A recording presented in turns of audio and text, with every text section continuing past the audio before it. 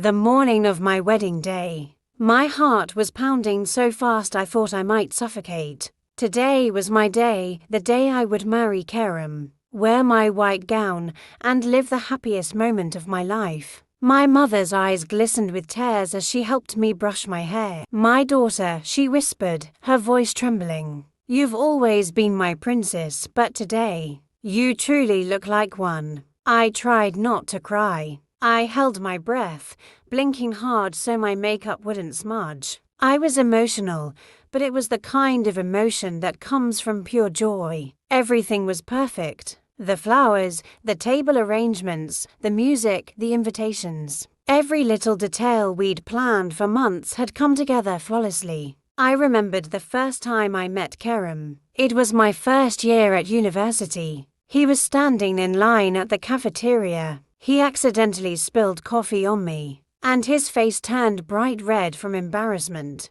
We both laughed so hard that day. That was where it all began, a love story that lasted 5 years. For 5 years, he showed me his love in every possible way. At least, that's what I believed. When I entered the wedding hall, the music began to play. My father took my arm and looked at me with eyes full of emotion. There was something there, something unsaid. "What's wrong, Dad?" I whispered. He smiled softly. "Nothing, sweetheart. I just wanted to tell you how much I love you. I'll always be here for you, remember that." His words lingered in my heart, strange and heavy. Why did he feel the need to say that? But there was no time to think. All eyes were on me. I started walking. Kerem smiled as I approached him, but that smile wasn't quite his. There was tension behind it, a kind of stiffness. "It's just nerves," I told myself. Everyone gets nervous on their wedding day.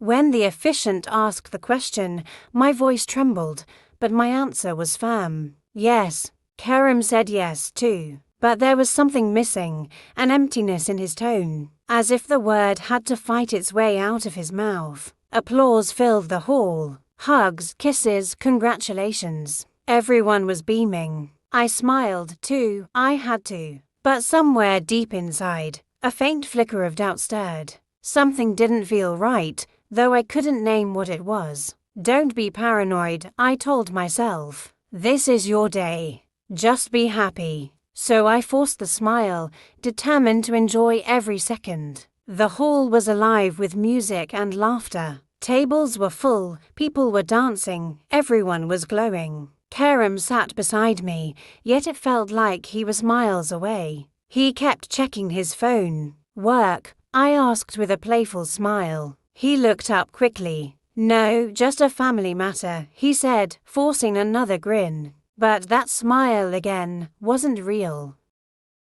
"It's our wedding, Kerem. Put the phone away," I teased. "You're right, honey," he said, slipping it into his pocket. But only minutes later, it was back in his hand. A strange unease followed me all night. Kerem kept leaving his seat. "I'm going to the bathroom," he said 3 times. "I need some air," he said twice. "I'll go greet my friends," he said 4 times. Each time he returned, he looked more tense, more distant. It was as if his body was here, but his mind was somewhere else. Still, I didn't ask. I didn't want to know, because this was my day, and it had to be perfect. When the wedding ended, the guests slowly began to leave. My mother came to me, brushing a strand of hair from my face. "You looked so happy today, sweetheart. Are you really okay?" she asked. "Yes, Mom, of course, why?" "I don't know," she said softly. "It just seemed like something was bothering you.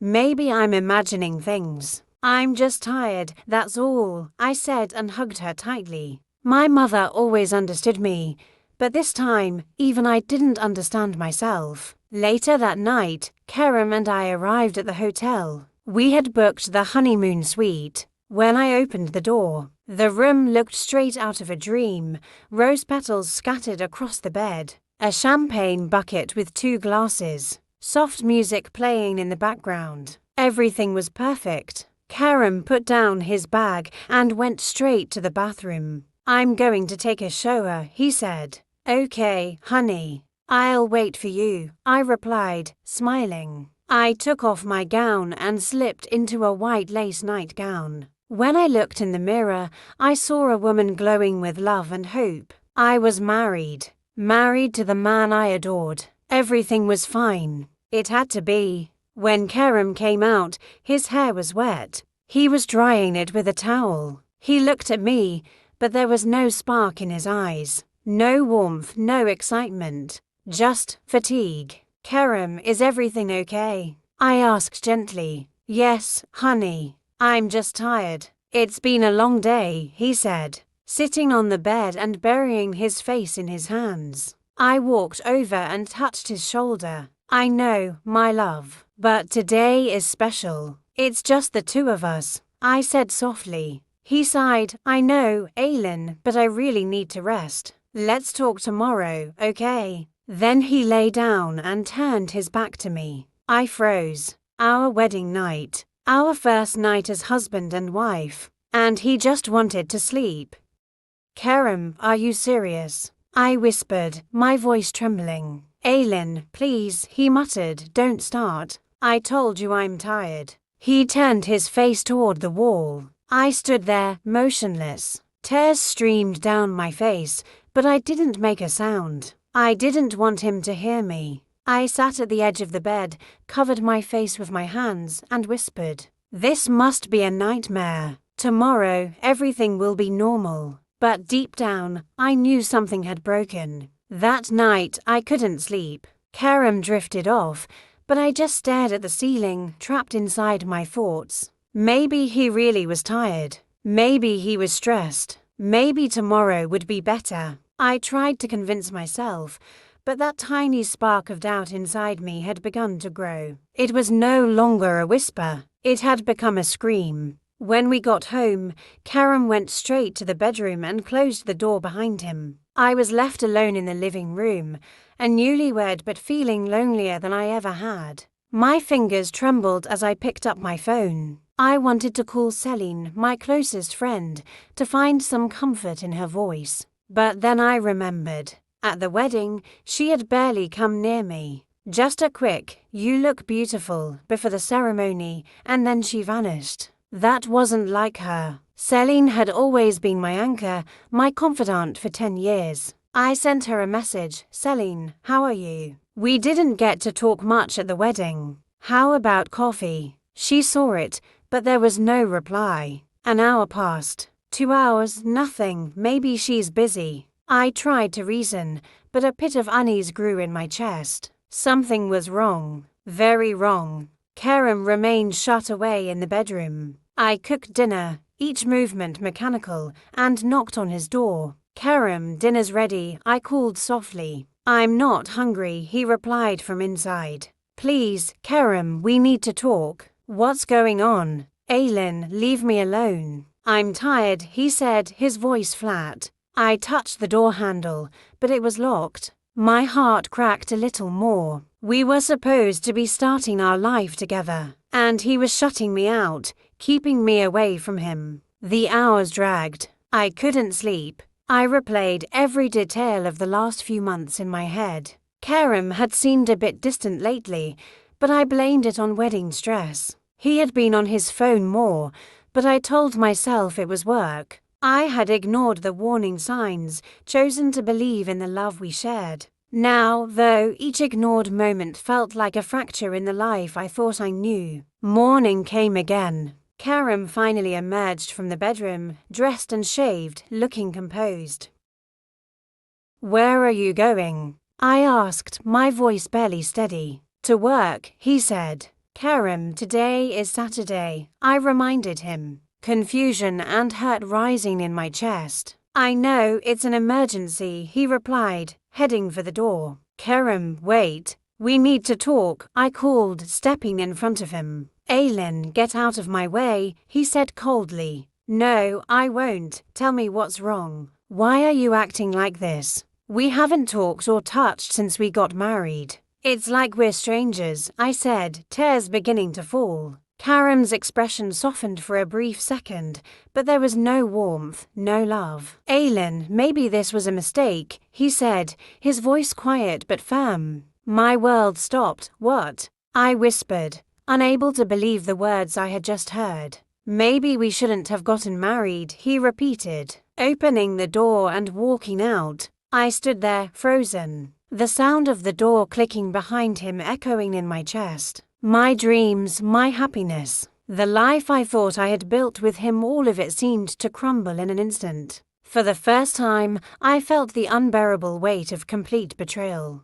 Morning came. When I opened my eyes, Karam was gone. I was alone in bed. I got up and looked around. He wasn't in the bathroom. He wasn't in the room. I opened the door and looked into the hallway. He wasn't there. I grabbed my phone and called him. He didn't answer. I sent him a text. Where are you? No reply. I started to panic. Had something happened to him? Had something bad happened? I went down to the hotel lobby. I went to the reception desk. Excuse me, have you seen my husband? I asked. The receptionist looked at me. Yes, Mum, he left the hotel about an hour ago, she said. He left, where to? I asked in shock. I don't know, ma'am, he didn't tell us anything, she said. I thanked her and went back to my room. My hands were shaking. It was the first morning after our wedding night, and my husband was nowhere to be found. He had left without saying anything to me. An hour later, the door opened. Karam came in. He had a coffee in his hand. He was acting as if nothing had happened. Good morning, he said. Good morning. Karam, where were you? It's 8 in the morning and you left without saying anything to me, I said. My voice was rising. Calm down, Aylin, I just went out to get coffee. Why are you making such a big deal out of it? He said. Am I making a big deal out of it? It's the first morning after our wedding night and you disappear without saying anything to me. Do you think that's normal? I said. Karam, what's going on with you? Tell me if something's bothering you. Karam looked at me. There was irritation in his eyes. Aylin, don't make everything into a drama. I just got coffee. That's all, he said and started packing his bag. Where are you going? I asked. We're going home. Let's postpone the honeymoon. I have work, he said. Postpone it. Karam, we took a week off for our honeymoon. Everything was planned. What work? I said, unable to believe it. Aylin, enough. I said let's postpone it. Don't you understand? He yelled. It was the first time he had ever yelled at me. He had never been like this before. In the past 5 years, he had never raised his voice even once. But now he was different. It was as if he was a different person. Okay, I said quietly. Let's go. I packed my bag. I tried to hold back my tears. When we left the hotel, we got in the car. We didn't say a word the whole way. I was looking out the window. Karam was constantly looking at his phone. He was texting someone. Who are you texting? I asked. Friends, he said curtly. Which friends? I asked. Aylin, please don't question me. It's annoying, he said. When we got home, Karam went straight to the bedroom. He closed the door. I was left alone in the living room. I was a married woman, but I had never felt so alone. I picked up my phone. I wanted to call my closest friend, Celine, but then something occurred to me. I hadn't seen Celine much at the wedding. She had hardly come near me. She had just said, "You look beautiful," before the ceremony, and then quickly walked away. It was strange, because Celine had always been my closest friend. We had been friends for 10 years. I sent her a message. Celine, how are you? We didn't get to talk much at the wedding. How about coffee? She saw the message but didn't reply. An hour passed. 2 hours passed. Still no reply. Maybe she's busy, I thought. But that nagging feeling inside me had turned into a scream. Something was wrong. Very wrong. Nothing made sense in my head. What was going on? Unthinkable things had happened. Kerem was acting like a stranger and being very cold. My friend Celine, my only friend, wasn't answering my calls or replying to my messages. With all these terrible things happening one after another, I wasn't feeling well at all. It was evening. Kerem was still in his bedroom. I made dinner. I knocked on his door. "Kerem, dinner's ready," I said. "I'm not hungry," he said from inside. "Please, Kerem, we need to talk." "What's going on?" I said. "Aylin, leave me alone. I'm tired," he said. I put my hand on the door handle. I wanted to open it, but it was locked. He had locked the door. Something inside me broke. We were a newlywed couple, and my husband was running away from me by locking the door. I couldn't sleep all night. I sat on the couch and thought. I told myself I had to solve this on my own. I remembered the past. I tried to remember the changes in Kerem's behavior. He had been a little more distant over the last 3 months, but I thought it was due to wedding stress. He was looking at his phone more, but I thought it was because of work. But now other things were coming to mind. He was calling me less. He was kissing me less. He was loving me less. And I had ignored it, because I didn't want to see it. Morning came. Kerem came out of the bedroom. He had changed his clothes and shaved. "Where are you going?" I asked. "To work," he said. "Kerem, today is Saturday," I said. "I know, it's an emergency," he said and headed for the door. "Kerem, wait. We need to talk," I said and blocked his way. "Aylin, get out of my way," he said coldly. "No, I won't. Tell me what's wrong with you. Why are you acting like this? We haven't talked or touched since we got married. It's like we're strangers," I said. My tears started flowing. I couldn't hold back. I was a strong woman, but that moment was terrible. I couldn't control myself. Kerem looked at me. There was pity in his eyes, but there was no love. "Aylin, maybe this was a mistake," he said. My world collapsed. "What?" I whispered. "Maybe we shouldn't have gotten married," he said.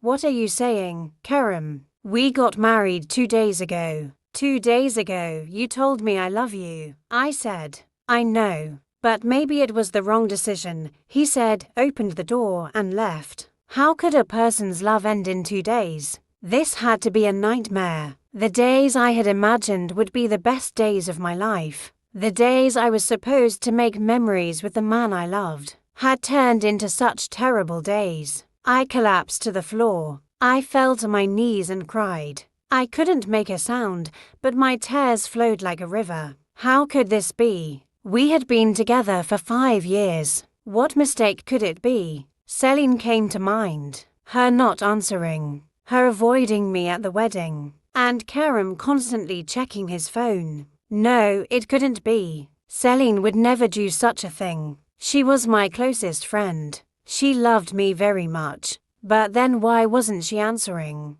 Why was she avoiding me? I picked up my phone. I called Kerem, he didn't answer. I called again. Still no answer. I sent him a text. "Kerem, please talk to me. What's going on with us?" He saw the message but didn't reply. I was going crazy. I called Celine, she didn't answer either. I sent her a text too. "Celine, please call me. I need you." She didn't reply either. A week passed. Kerem wasn't coming home. He was spending his nights elsewhere. "I'm on a business trip," he said. But I didn't believe him anymore. Celine still wasn't replying to my messages. She wasn't answering my calls. She hadn't blocked me on social media, but she wasn't posting anything. It was as if she had vanished from the face of the earth. One day, I couldn't take it anymore. I went to Kerem's office. I asked his secretary, "Is Kerem here?" "No, ma'am, Mr. Kerem has been on leave for 2 weeks," she said. "On leave?" I said in surprise. "Yes, honeymoon leave. Didn't you know?" She said, surprised. I thanked her and left. He was lying. He had been on leave for 2 weeks, but he had told me he was on a business trip. So where was he? I came home. I started going through Kerem's things. I turned on his computer. I knew his password. I looked at his emails. Work emails, bills, advertising emails. Normal stuff. But then I opened the deleted messages folder, and there I saw it. An email from Celine. The date was 3 days before our wedding. Kerem, I know we shouldn't, but I really want to see you. We'll tell Aylin, right? I can't take it anymore. My heart stopped. I kept reading. Kerem's reply. Celine, I know. I can't take it either. But after the wedding, we'll tell her everything. Be patient a little longer. I went back. I looked at older emails. There were dozens of them. They had been writing to each other for months. They were meeting. They were saying words of love to each other. I love you, Celine. I love you too, Kerem. I'm going to leave Aylin. I'll wait for you. I froze in front of the computer. My hands were shaking. I couldn't breathe. I felt time had stopped. The blue light of the screen hit my face, each line piercing my heart like a dagger. I scrolled through the dates and times of the emails one by one. Every read mark, every let's meet note, every I'm waiting for you statement was like a bullet fired from a time capsule. At that moment, I realized that the life I had known for years was nothing but an illusion. Every smile, every word, every promise of eternity was part of a show. At first, I denied it. There had to be an explanation for all this. Was I entering the wrong password? Was I looking in the wrong folder for the emails? But every line was the same: sincerity, plans, meetings, passion. I can't believe it, I said to myself. This can't be. I was in the position of someone covering their face with their hands. I was suspended between reality and fiction. I slowly went back.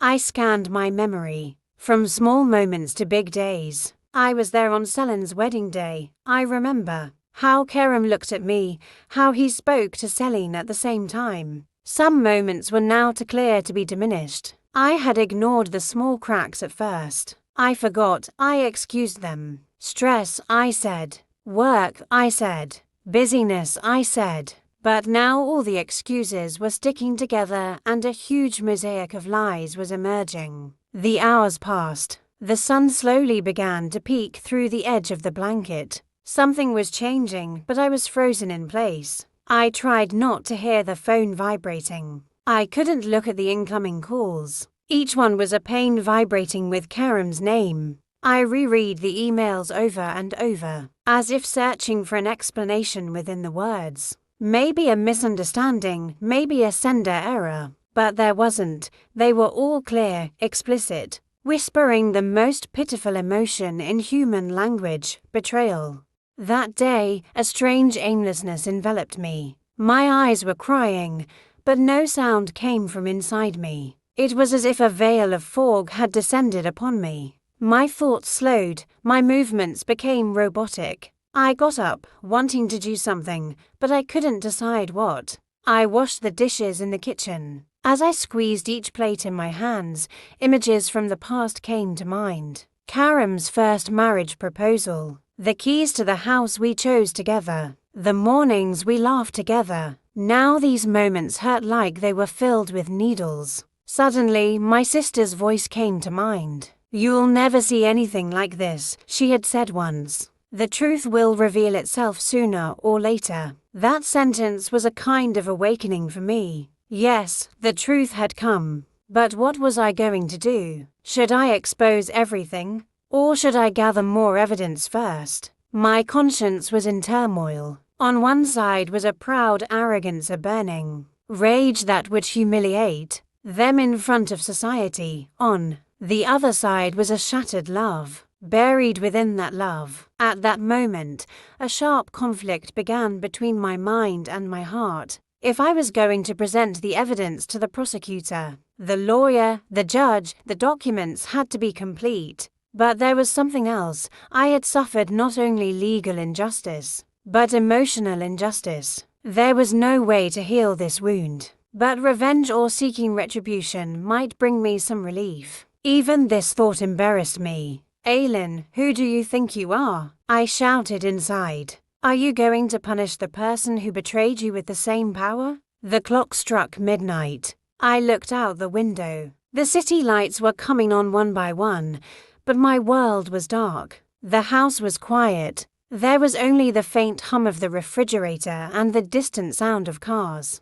The silence was suffocating me even more. I couldn't sleep that night. I got up and took out the old photos from that yellowed album my mother had taken. Each photo was like an accusation to me. Our smiles, our vacations. Those childish poses, they were all question marks now. The next day was decision day. My mother, my father, my brother. Should I tell them? Or should I talk to Kerem first? The answer to this question echoed in my mind. If I included them, everything would come out at once. My family would be upset. Others would judge me. My life would be shattered. But if I continued to be alone, the pain inside me would grow and consume me. I sat and thought. I thought long and hard. Loneliness sometimes delays the right decision. Finally, I made a plan. I chose strategy over panic. First, I would examine the emails more carefully. I would look at the timestamps, IP addresses,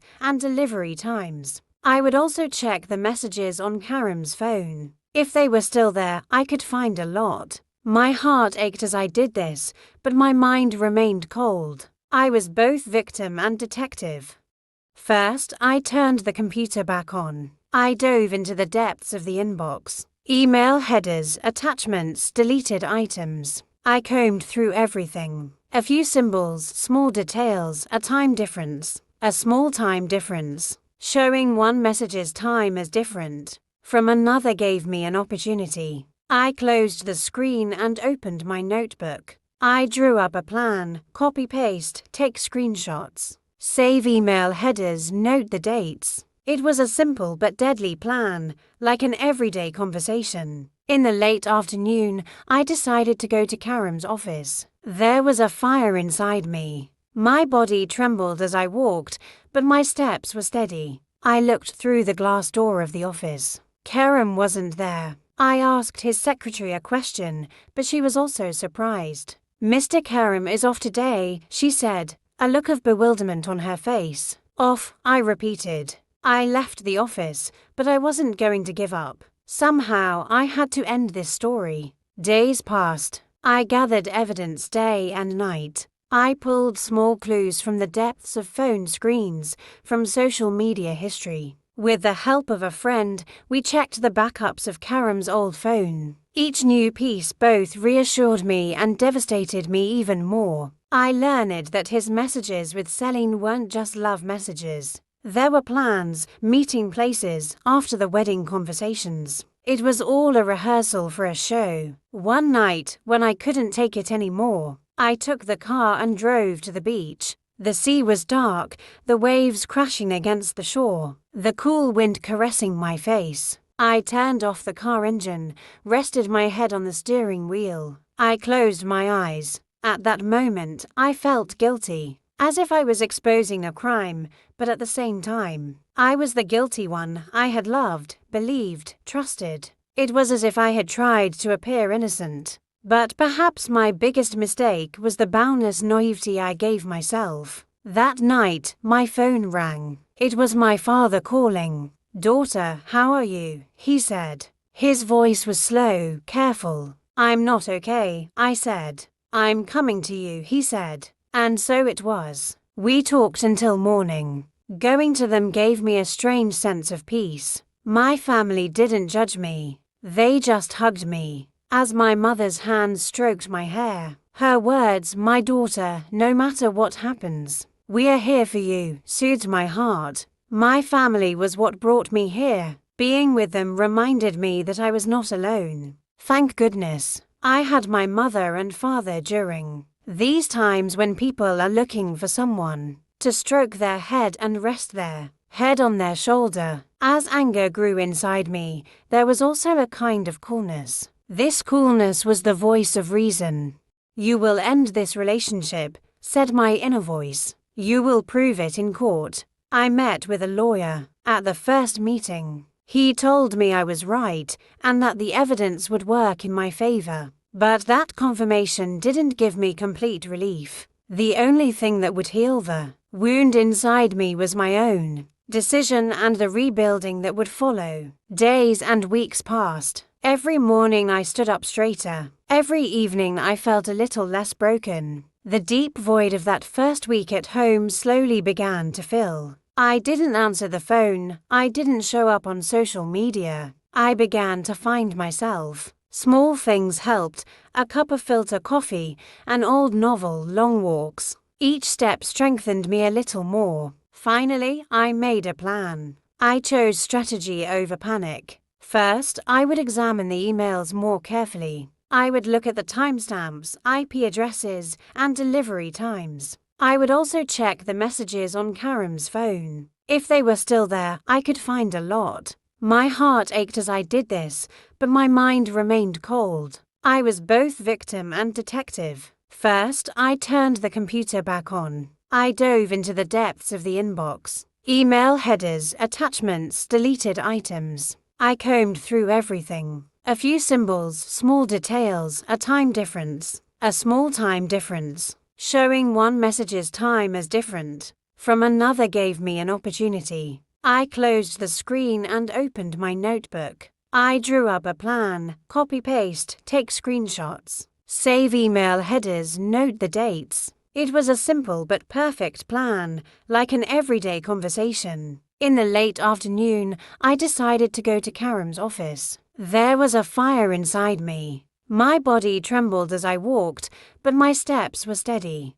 I looked through the glass door of the office. Karim wasn't there. I asked his secretary a question, but she was also surprised. "Mr. Karim is off today," she said, a look of surprise on her face. "Off," I repeated. I left the office, but I wasn't going to give up. Somehow, I had to end this story. Days passed. I gathered evidence day and night. I pulled small clues from the depths of phone screens, from social media history. With the help of a friend, we checked the backups of Karim's old phone. Each new piece both reassured me and devastated me even more. I learned that his messages with Celine weren't just love messages. There were plans, meeting places, after the wedding conversations. It was all a rehearsal for a show. One night, when I couldn't take it anymore, I took the car and drove to the beach. The sea was dark, the waves crashing against the shore, the cool wind caressing my face.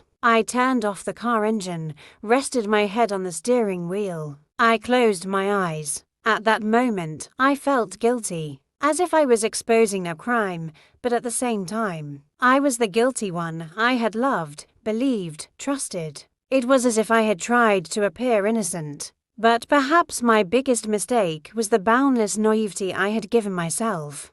As anger grew inside me, there was also a kind of coolness. This coolness was the voice of reason. "You will end this relationship," said my inner voice. "You will prove it in court." I met with a lawyer. At the first meeting, he told me I was right, that the evidence would work in my favor. However, that confirmation did not bring me complete relief. The only thing that would heal the wound inside me was my own decision and the rebuilding that would follow. But I had reasons to postpone that day. I needed to prepare. My emotions were swelling like the sea, and I was a small boat in the middle of a storm. First, I called another friend. His calm approach gave me stability. "Organize the documents, stay calm, show them," he said. His words rang in my ears. Indeed, what lay ahead was not to lose my mind, but to take the right steps. I walked silently around the city for a week.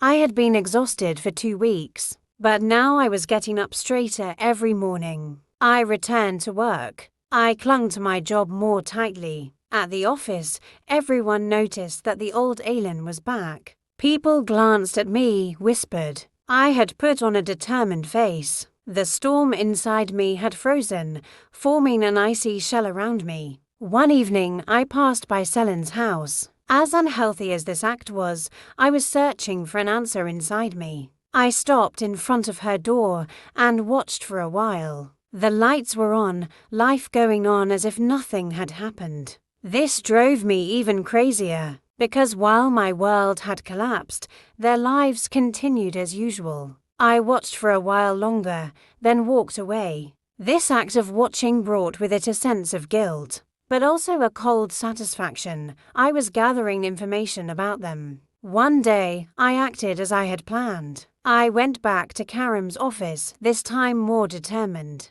I left a short, cold note for his secretary. "Mr. Karim, please come to my address at 7 p.m. We need to talk." My heart raced again as I left the note, but my hand didn't tremble. This note was a turning point for me. I would not give up. When evening came, the house was quiet, as if waiting for me. There was no sound except for the speaker noise from the street and the passing of neighbors. The time until the doorbell rang felt like years. When I heard the doorbell, I held my breath for a moment. When the door opened, I saw the sadness on Karim's face. It was a mixture of a guilty man and a man consumed by remorse. When he came in, he avoided my gaze. I stood up. My confident stance was enough for him to see what was going on. I sat down, offered him coffee, but he refused. There was an oppressive silence for both of us. As I showed him the emails on the screen, a cold weight settled on my hand like a blanket. "What do these mean, Karim?" I asked. His voice trembled like a little mouse. "Aylin, he began. I waited for him to answer. But waiting was perhaps the most painful thing. The words were delayed. At first, he was conflicted. He listed excuses, confusion, misunderstanding, work stress. Each one left a strange echo in my ear. Light but false-sounding phrases. But then he paused. He looked away and opened his mouth. 6 months, he said. That word marked a point in time. It was as if the meaningful periods of my life were being counted like a math problem. 6 months, he said, and silence filled the room. Time became a thin line in that room. After that word, my eyes filled with tears.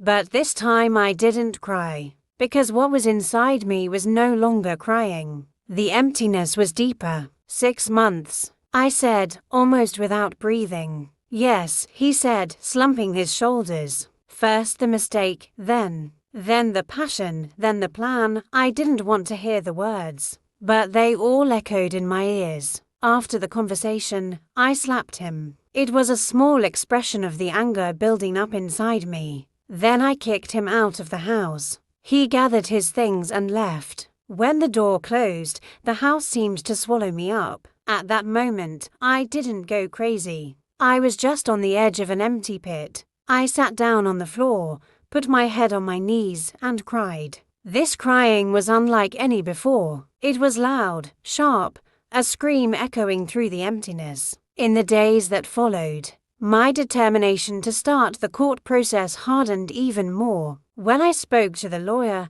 I told him everything. He was quiet and attentive, explaining how we would proceed with the paperwork. This formal process gave me confidence. The feeling that justice existed somewhere worked like a salve inside me. But still, when I was alone at night, the pain returned. My family, my friends, a few true friends. Their presence was my survival mechanism. My mother called me for breakfast every morning. My father told me, "You are strong," and my brother made plans for me with anger. I had to appear strong for them, because their concern was wearing me down even more. I didn't have to laugh, but I had to be able to smile occasionally. At work, I immersed myself more in projects. I worked late into the night. New tasks, new responsibilities. These kept me busy. The routines of life healed me, morning runs, short walks during lunch breaks,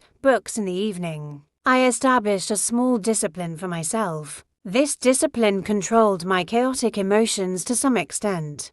And then I realized something. The effect of betrayal wasn't just emotional. It had also damaged my belief in myself. I didn't find myself attractive. I didn't trust people. So I decided to go to therapy. When I went to the first session, I sat down and talked at length. Years of accumulated silence burst out at once. My therapist taught me patience. She allowed me to feel, to cry, and then to let go. As the months passed, the wounds scabbed over. The scabs didn't disappear completely, but their color changed. When the sun hit my face, the pain wasn't as sharp as it had been on the first day. On a friend's recommendation, I started a yoga class. Feeling the power of my breath released the tension in my body. One morning, standing in front of the mirror and staring at myself for a long time, I remember saying to myself, "It's a shame about you, Aylin. But you are stronger than this." Learning to love myself again was a slow process. One day, while sitting in the park, a baby cried, and I imagined maybe one day I would have a life filled with such pure love. This thought gave me hope. Every shred of hope lifted me up a little more. Of course, with every step, I remembered, are Kerem and Selin's chapters closed? Maybe they are. Maybe they are not completely closed. But I was learning to close the doors myself. A confrontation, a lawsuit, a divorce. These were all formal parts of the process. The rest was rebuilding my inner world. My palms were sweaty when I picked up the phone. I was torn between fear and a sense of control. There was a knot inside me. I was trying to untangle it. I couldn't let my voice tremble. That conversation could change everything. Every word would now set a boundary for life. I would either continue or close it completely. I took a deep breath, closed my eyes, and dialed the number. My heart was strong but fragile. The silence on the phone would be the first sign of a new beginning or an ending. As my finger pressed the keys, the world seemed to stop for a moment, then shake. Finally, I chose that day. I called Kerem, my closest friend, my friend of 10 years, my confidant, the woman who slept in the same bed as me, wore the same clothes as me, told me her deepest secrets. She had stabbed me in the back. And Kerem, the man I had loved for 5 years, he had done the same thing. I turned off the computer. I stood up. I wasn't crying, because I had no tears left. There was just a void inside me. A deep, dark, cold void. I picked up my phone. I called Kerem. This time he answered. "Aylin, what's wrong?" he said. "Come home," I said in a cold voice. "I can't come now, I have work," he said. "You're not on a business trip, Kerem, you're not at the office. You've been on leave for 2 weeks. You're coming home now. Otherwise, I'll tell your family everything," I said and hung up. An hour later, Kerem arrived. When I opened the door, he couldn't look me in the eye. "Come in," I said. We went into the living room. I turned on the computer. I showed him Selin's emails. "Explain," I said. Kerem bowed his head. "Aylin, he began. "How many months?" I asked. "What?" he said. "How many months have you been cheating on me? How many months have you been with Selin behind my back?" I said. My voice sounded like it belonged to someone else. It was very calm, very cold. "6 months," he said quietly. 6 months. For 6 months. They had started 6 months before the wedding. While we were preparing for the wedding. While I was choosing the cake, choosing the music, choosing the flowers. He was sleeping with Selin. "Why?" I asked. "Why did you marry me? Why did we have a wedding? Why did you say I love you to me?" Kerem lifted his head. His eyes were filled with tears. "I don't know, Aylin, our families were so happy. You were so happy. I couldn't cancel it. But I love Selin, I want to be with her," he said. I slapped him. My hand burned, but I didn't care. "Go," I said. "You're going to pack up and leave now. You're never setting foot in here again." Kerem stood up. "Aylin, I'm sorry. I'm really sorry," he said. "No, you're not. If you were sorry, you wouldn't have done this. Now go," I said and opened the door. Kerem gathered his things. He was out of the house within 15 minutes. I closed the door, and then I collapsed. I sat down on the floor, buried my head in my knees, and cried. My voice was coming out now. I was screaming. I was crying out. No one could hear me, but I was screaming, because the pain inside me was so great that I couldn't stay silent. I picked up the phone. I called Celine. This time she answered. Aylin, bye. She began. Don't talk, I said. I don't want to talk.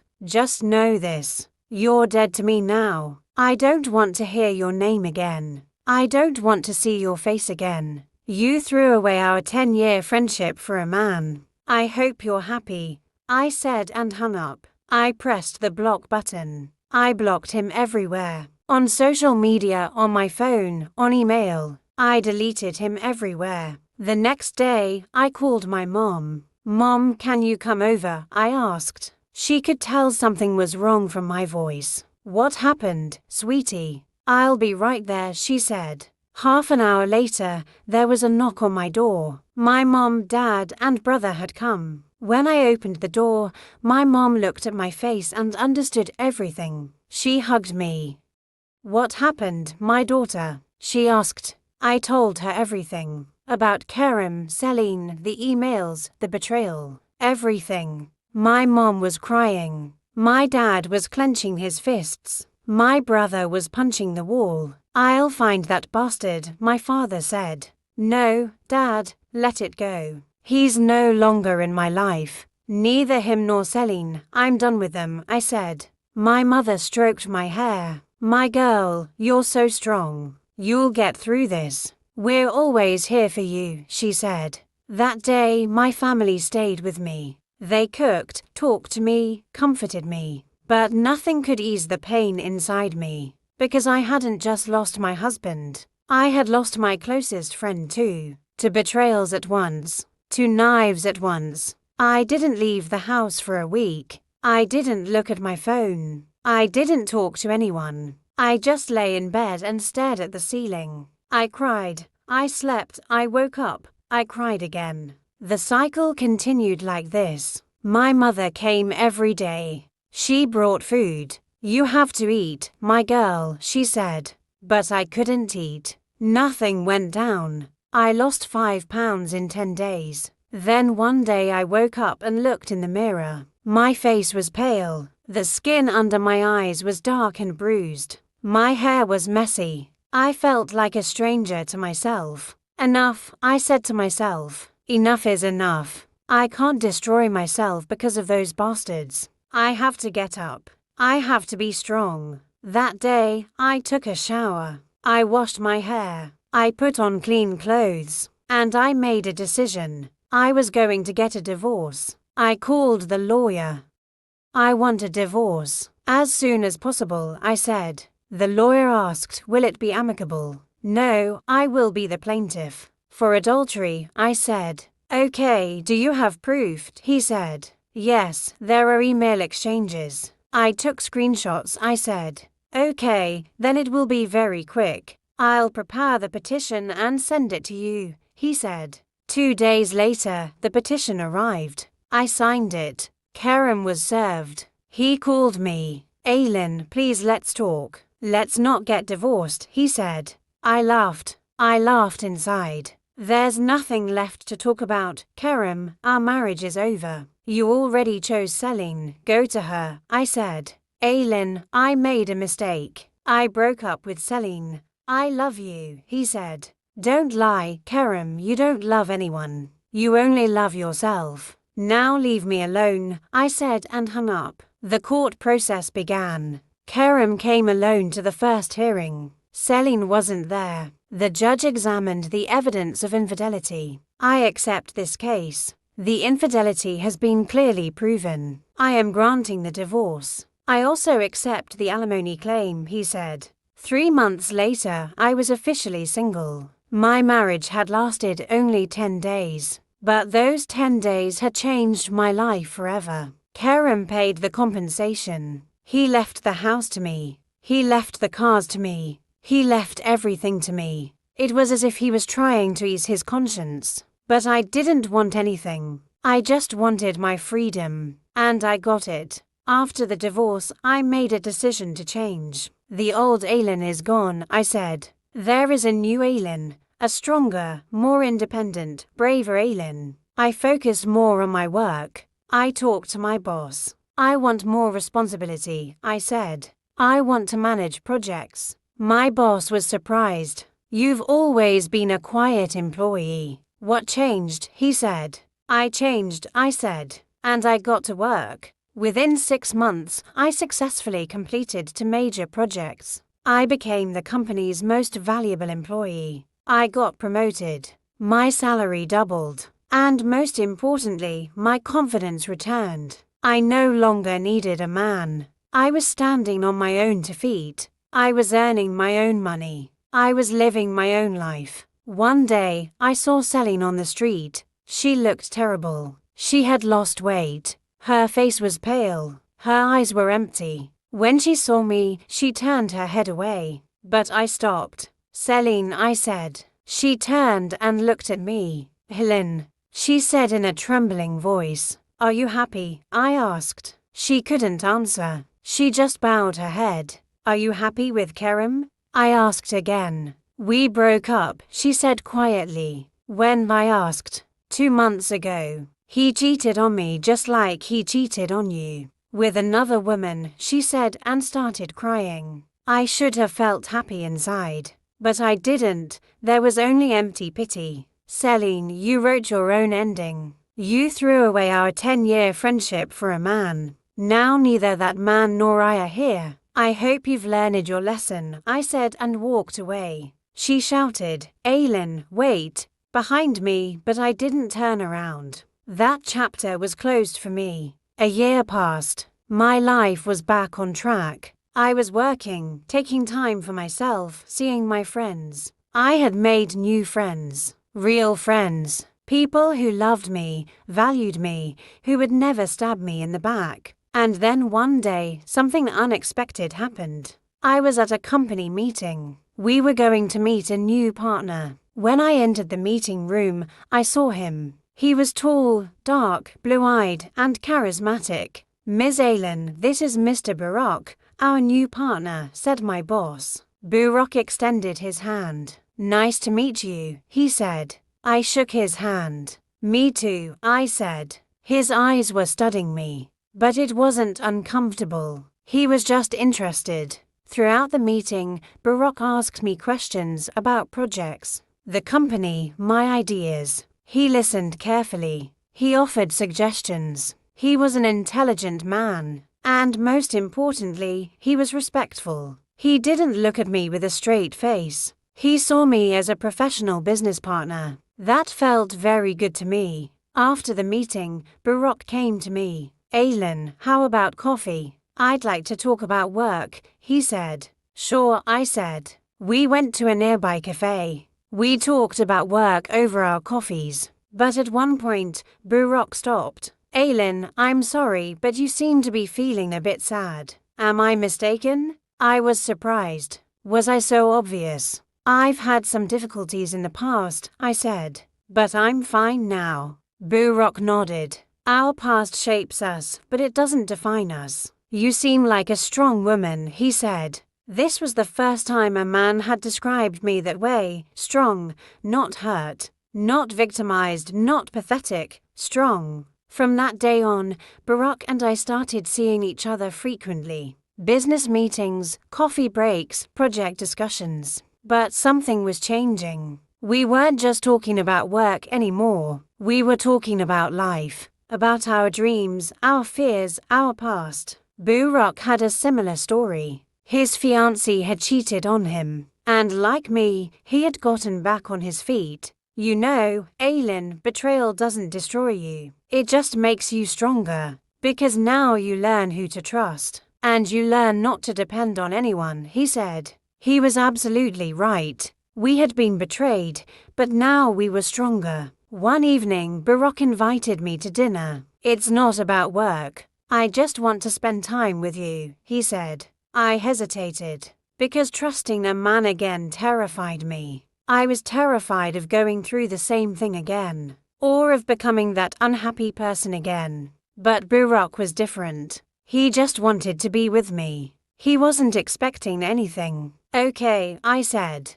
We went to dinner. We talked, we laughed, we shared our memories. Burak didn't ask me about Kerem, I didn't ask him about his ex-fiancée. We just lived in the moment, and it was beautiful. At the end of dinner, Burak held my hand. Aylin, I know your past is difficult. I have to. But something changed inside me after I met you. I want to be with you. Slowly, without rushing. Will you give me a chance? I trembled. Was I scared? Yes, but was I also excited? Yes, the excitement was a sweet excitement. Burak, I'm terrified, I said honestly. I'm afraid of getting hurt again. I know, I'm scared too. But fear shouldn't stop us from living. I'm not here to hurt you. I'm here to make you happy, he said. I looked into his eyes. There was sincerity. There was love. Okay, I said. Let's try.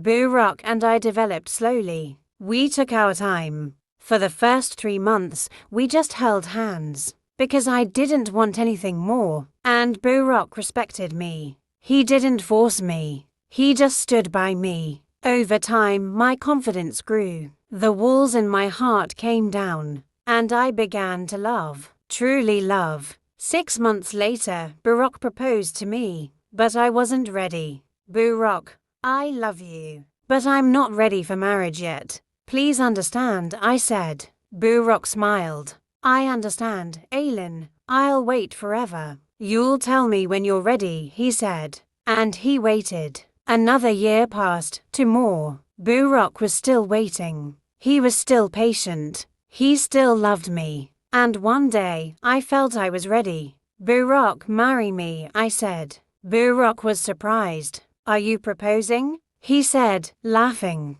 Yes, because I want to be with you. I'm ready now, I said. Burak hugged me. Yes, yes, 1,000 yeses, he said. We had a small wedding. Just our families and our closest friends. I didn't want anything fancy. I just wanted something intimate. And it was. The day I married Burak, I was truly happy. Because this time, I married the right person. Someone who loved me, cared for me, and would never cheat on me. Our wedding night was special. When we entered the hotel room, Burak hugged me. Aylin, I love you so much. And I will make you happy for the rest of my life. I promise, he said. I love you too, Burak, and I will make you happy, I said. I was truly happy that night. Because I wasn't alone. I was loved. A year later, I got pregnant. Burak shed tears when he found out. I'm going to be a father, he said excitedly. Yes, you are, I said, laughing. 9 months later, our daughter was born.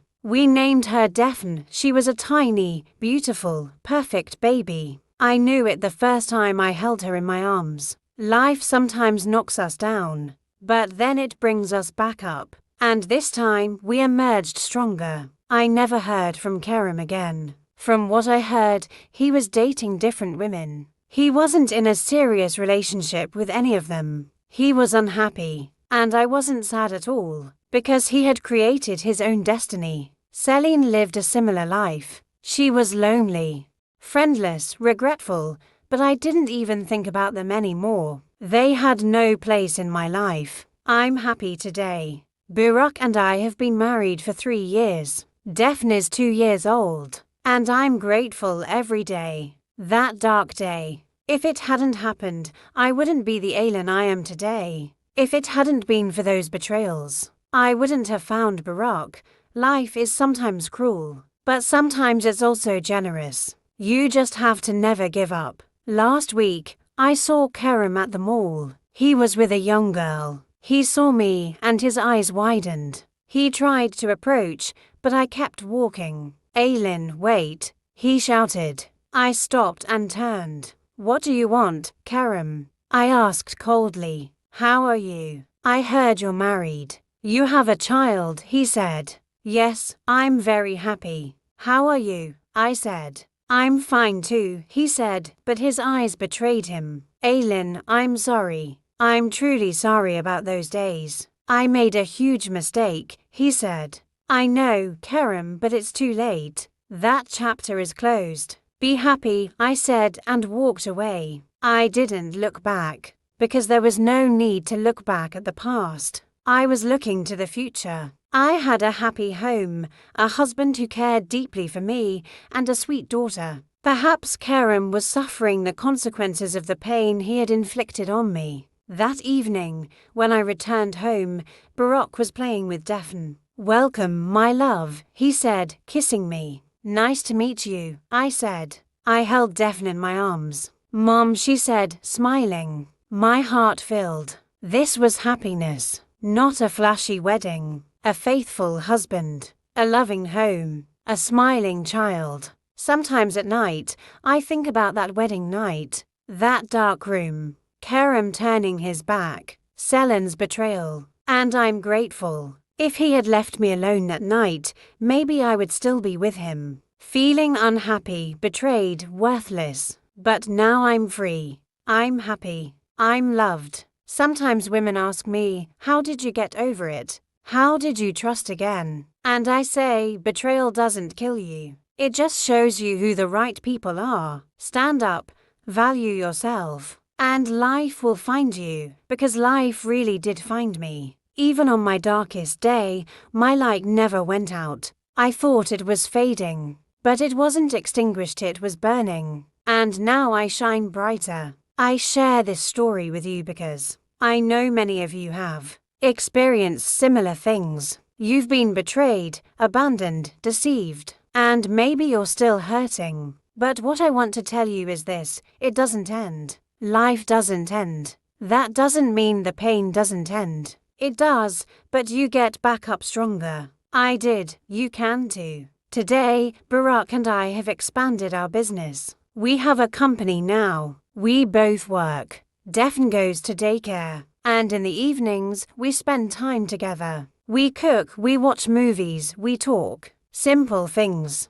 but valuable things. Because happiness isn't found in the big things, it's found in the little things. The one thing Kerem taught me is this: the wrong man can ruin everything, but the right man can fix everything. Barack fixed everything. My heart, my trust, my smile, everything. And I am forever grateful to him. As for Celine, I don't even think about her anymore. She was once my closest friend, but now she's just a stranger, and she will remain so. True friendship doesn't end like that. True friendship isn't based on betrayal. She betrayed me. I just closed the door. Now I have new friends. Real friends. People who love me, who value me, who would never stab me in the back. And that's precious. Because the most important thing in life is loyalty. In love, in friendship. Nothing is real without loyalty. This story isn't one of revenge. It's a story of survival. I didn't take revenge. I just got back up. There's no need for revenge because life has already taught them the necessary lesson. Kerem is unhappy. Celine is alone. I'm happy. That's the greatest victory. If you're in a similar situation right now, I want to tell you this: break down, cry, live your pain. But then get back up. Pick yourself up. Look in the mirror and say, I am more valuable. I am stronger. I will find the happiness I deserve, and you will. Maybe not today. Maybe not tomorrow. But one day you will. I found it. You can find it too. Just trust yourself. Value yourself. And never give up. Because sometimes life knocks you to the bottom, but then it brings you back up. And then you understand. You've fallen down, but you've learned to fly. Today, I'm sitting on my balcony. Daphne is sleeping. Barack is reading. I'm drinking tea. The sun is setting. And I think, thank God, I say to myself, thank God I was alone that night. Because that night, the old Aylin died. The new Aylin was born. And now, I ask you this: if this story touched you, if it gave you hope, leave a like. Tell me which city you're watching from in the comments. Share your feelings. Because these stories aren't just mine, they belong to all of us. We've all lived them. We've all suffered. But we've all gotten back up. And we will continue to stand tall. Don't be disheartened by life just because one person ruined it. Take confident steps. Get to know the person you want in your life. And when you're sure you've found them, don't let them go. Hold them tightly, love them, and be loved. You'll see 2 new stories on the screen. Be sure to listen to them. Don't forget to subscribe to my channel, because every story here will teach you something. Every story can be your story. See you in the next one. With love and respect.